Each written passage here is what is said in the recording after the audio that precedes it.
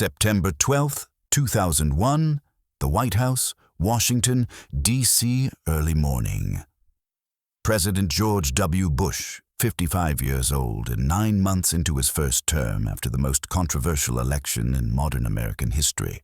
sat across from CIA Director George Tenet in the Oval Office less than 24 hours after coordinated terrorist attacks had killed nearly 3,000 Americans and had transformed the nation's sense of security and Bush's presidency from domestic policy focus to wartime leadership, the meeting occurring in an atmosphere of shock, rage, and urgent necessity to understand how 19 al-Qaeda operatives armed with box cutters had managed to hijack 4 commercial airliners and use them as weapons against the World Trade Center and Pentagon, despite intelligence community's awareness that Osama bin Laden's organization was planning major attacks, and despite CIA's extensive counterterrorism operations that had been tracking al-Qaeda since the 1998 embassy bombings in East Africa and the 2000 attack on USS Cole in Yemen.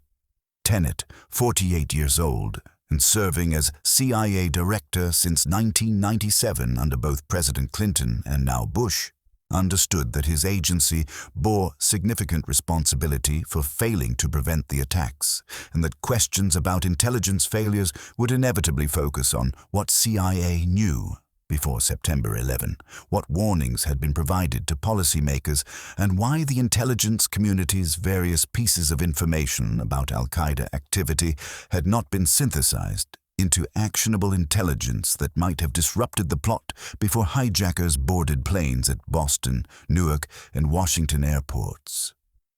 The conversation between Bush and Tenet that morning would set the tone for their relationship throughout the remainder of Bush's presidency and would establish parameters for how intelligence failures would be addressed while maintaining operational focus on preventing additional attacks and on planning military response against al-Qaeda and Taliban regime in Afghanistan that had provided sanctuary for bin Laden's organization. The context that made this meeting so consequential and so psychologically complex was that both men knew that September 11th represented catastrophic failure of American intelligence and security systems, but both also recognized that assigning blame and demanding resignations in the immediate aftermath would undermine counterterrorism operations at precisely the moment when preventing follow-on attacks was most critical and when CIA's capabilities were most needed for identifying al-Qaeda networks, tracking terrorist operatives, and supporting military operations in Afghanistan. The tension between accountability for past failures and necessity of maintaining operational effectiveness created an impossible situation where normal processes for addressing leadership failures needed to be suspended or modified, because replacing senior intelligence officials during national emergency would create disruption that adversaries might exploit and would send message of disarray when strength and unity were essential for maintaining public confidence and deterring additional attacks. Bush's management style and his personal relationship with Tenet further complicated the dynamics of this meeting. Bush had inherited Tenet from Clinton administration and had retained him as CIA director despite the change in administrations, reflecting bipartisan consensus that intelligence leadership should provide continuity across presidential transitions and that Tenet's experience and institutional knowledge were valuable assets. The relationship between Bush and Tenet had been cordial but not particularly close during the first 8 months of Bush's presidency, with Tenet delivering daily intelligence briefings that Bush typically received in abbreviated form through briefing papers rather than through extensive in-person discussions. Bush's focus during this period had been on domestic priorities, including education reform and tax cuts, with foreign policy and intelligence matters receiving less attention than they would after September 11th transformed his presidency into extended exercise in counter-terrorism and military intervention. The specific intelligence failures that would become subject of extensive investigation by the 9/11 Commission and by congressional oversight committees included CIA's failure to place 2 known al-Qaeda operatives, Khalid al-Mihda and Nawaf al-Hazmi, on watch lists that would have prevented them from entering United States in January 2000, despite intelligence from foreign services indicating these individuals had attended al-Qaeda planning meeting in Malaysia. The failure to track these operatives, who would later participate in the September 11th hijackings, represented breakdown in information sharing between CIA and FBI, and reflected broader structural problems with how intelligence community managed counterterrorism information across organizational boundaries. The FBI's failure to investigate Zacharias Moussaoui aggressively after his arrest in August 2001 for immigration violations and suspicious behavior at flight school, despite French intelligence warnings that he had connections to Islamic extremists, represented similar failure to recognize significance of warning indicators that in retrospect appeared obviously connected to September 11th plot. The presidential daily brief that Bush received on August 6, 2001, while vacationing at his ranch in Crawford, Texas, titled "Bin Laden Determined to Strike in U.S., would become the most scrutinized intelligence document in American history and would symbolize the broader debate about whether September 11 attacks could have been prevented if intelligence warnings had been taken more seriously. The brief, declassified in 2004 under pressure from 9/11 Commission, stated that FBI information indicated patterns of suspicious activity consistent with preparations for hijackings or other attacks, that al-Qaeda members had resided in or traveled to United States for years and apparently maintained support structure here,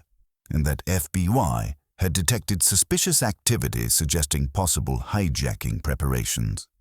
But the brief provided no specific information about timing, targets, or methods that would have enabled disruption of the plot, and it represented strategic warning about general threats rather than tactical intelligence about imminent operations. Bush's response to the August 6th brief at the time, according to accounts from CIA briefers and from Bush himself, was to ask whether there was any specific intelligence about timing or locations that would require immediate action, to be told that intelligence was general rather than specific, and to continue with his vacation schedule without convening emergency meetings or implementing enhanced security measures. The criticism that would later be directed at Bush's response, that he failed to treat the warning seriously and failed to demand more aggressive action from intelligence and law enforcement agencies, must be balanced against reality that strategic warnings about potential attacks were common in that intelligence community regularly provided assessments about terrorist threats without having specific actionable intelligence that would enable preemptive action.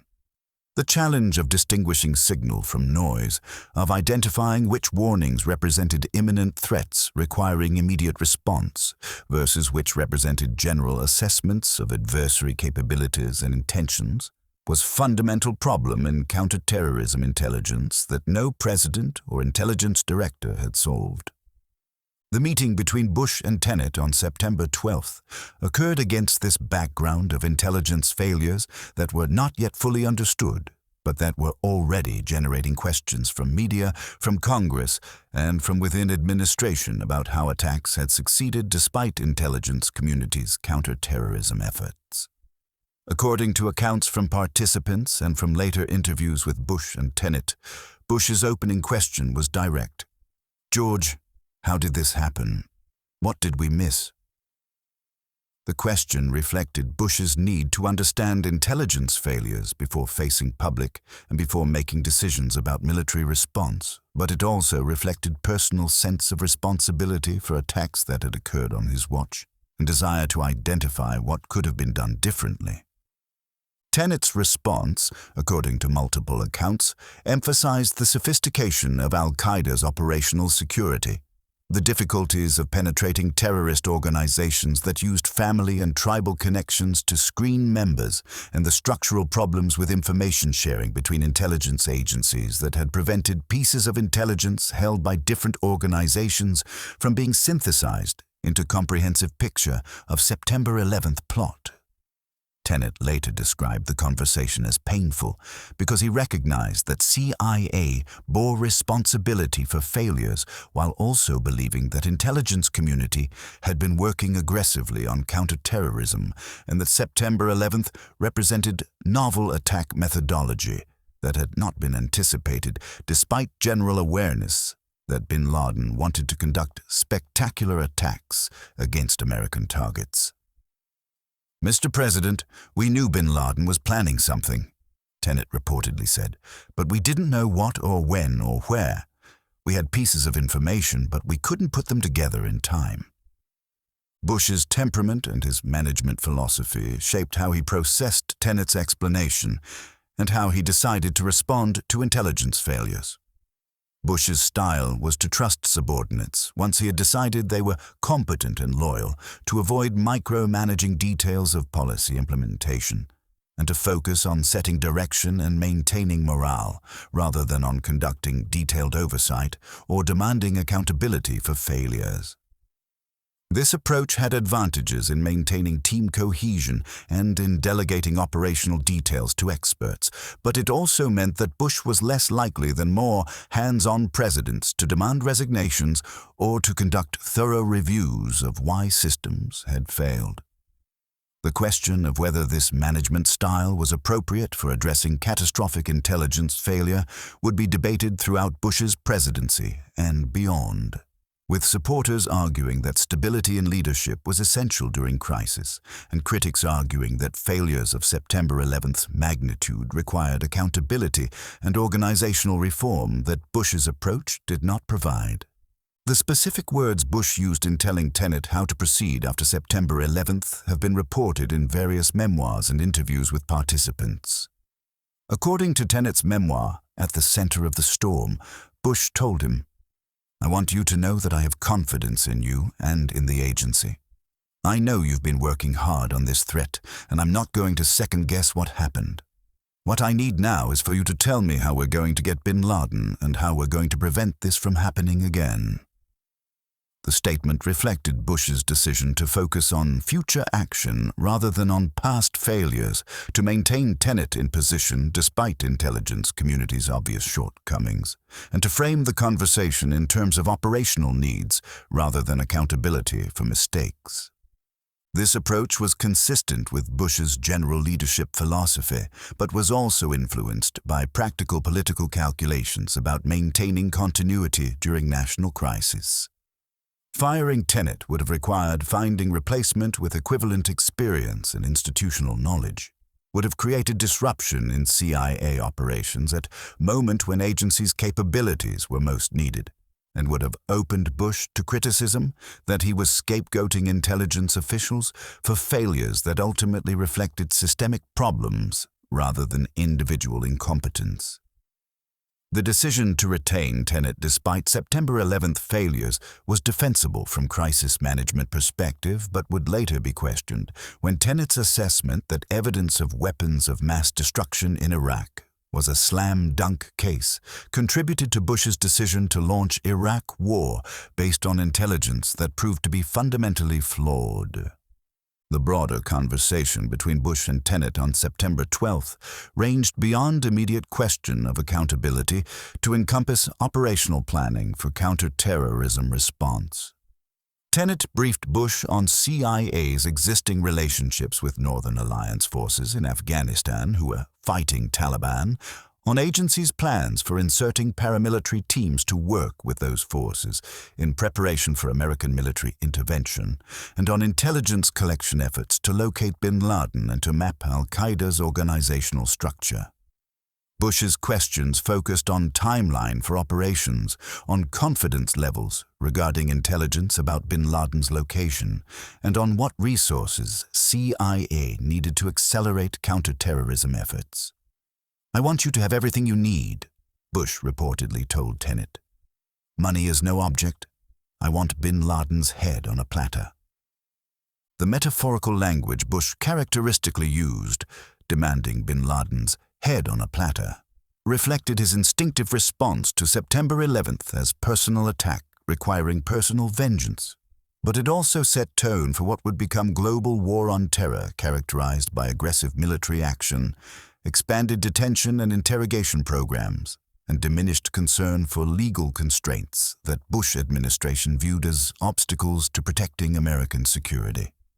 The evolution from Bush's statement to Tenet about getting bin Laden to the broader policies of enhanced interrogation, rendition, indefinite detention at Guantanamo Bay, and warrantless surveillance represented extension of logic that preventing future attacks justified extraordinary measures that might be legally questionable or morally problematic, but that were necessary given magnitude of threat and given consequences of another intelligence failure.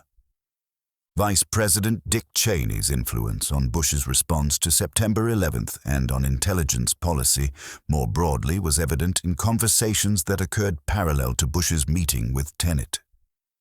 Cheney, who had decades of national security experience, including service as Secretary of Defense during Gulf War,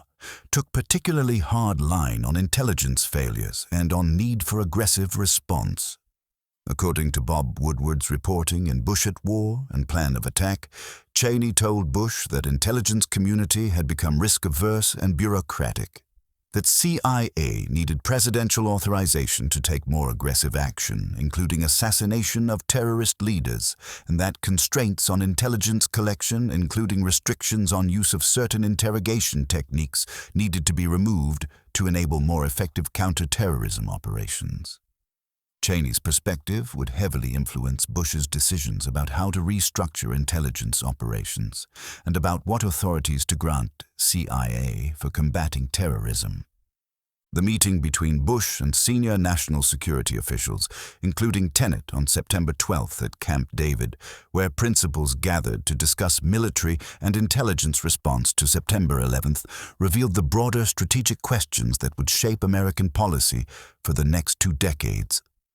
The debate about whether to limit military response to al-Qaeda and Taliban in Afghanistan or to expand operations to address state sponsors of terrorism, including Iraq. The discussion about what legal authorities would govern detention and interrogation of captured terrorists, and the consideration of how aggressively to expand intelligence collection on American soil all reflected fundamental choices about how to balance security with civil liberties and about how broadly to define the war that September 11th had initiated.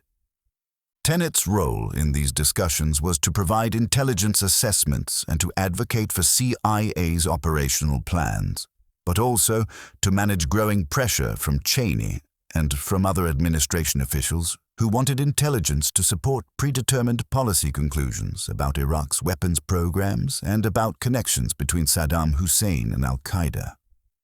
The tension between intelligence as objective analysis and intelligence as policy support would intensify over the following 2 years leading up to Iraq War, with Tenet ultimately providing assessments that supported administration's case for war, despite ambiguities and uncertainties in underlying intelligence.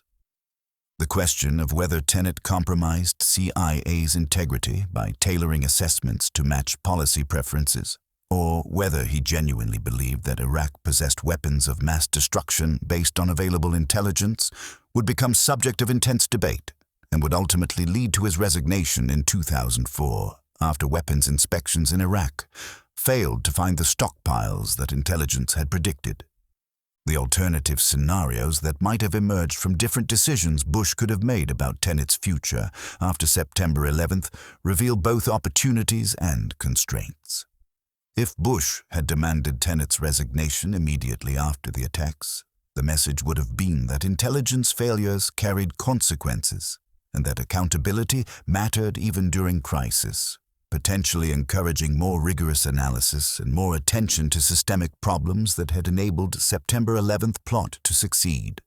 But replacing Tenet would have disrupted operations when CIA's capabilities were most urgently needed, would have created leadership vacuum during critical planning for Afghanistan operations, and would have sent signal that administration was more focused on blame than on preventing future attacks. If Bush had initiated comprehensive reform of intelligence community immediately after September 11th, rather than waiting for 9/11 Commission recommendations that eventually led to creation of Director of National Intelligence position and reorganization of intelligence agencies, structural problems with information sharing and coordination might have been addressed more quickly. But major organizational reform during wartime would have been extraordinarily difficult to implement effectively, would have distracted from operational focus on counterterrorism, and might have created more problems than it solved if executed hastily without careful planning. The reality was that any course Bush chose involved trade-offs between competing imperatives and that no option would have prevented all mistakes or ensured optimal outcomes. The psychological dynamic between Bush and Tenet evolved over time from the relatively formal relationship of the first 8 months of Bush's presidency to much closer working relationship forged through shared experience of September 11th and subsequent counterterrorism operations. Bush came to rely heavily on Tenet's daily briefings and on his confidence in presenting intelligence assessments, while Tenet came to identify closely with Bush's agenda and to see his role as supporting administration's policies rather than providing independent analysis that might complicate policy decisions. This evolution from independence to advocacy would prove problematic when intelligence on Iraq became increasingly politicized, and when Tenet's desire to maintain access and influence led him to present assessments with more confidence than underlying intelligence supported. The moment that would come to symbolize this dynamic occurred in December 2002, when Bush, preparing to make decision about whether to seek congressional authorization for Iraq war,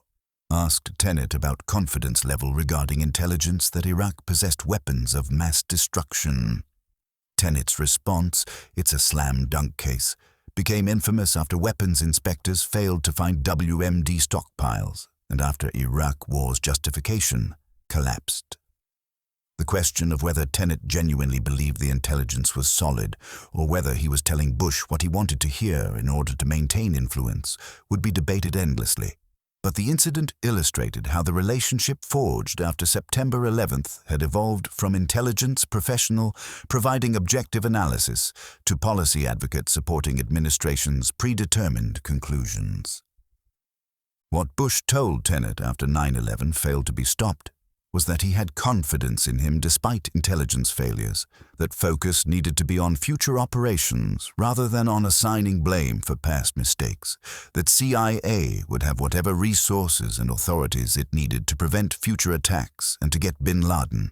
and that aggressive action was required even if it meant taking risks and making decisions that might be criticized if they went wrong.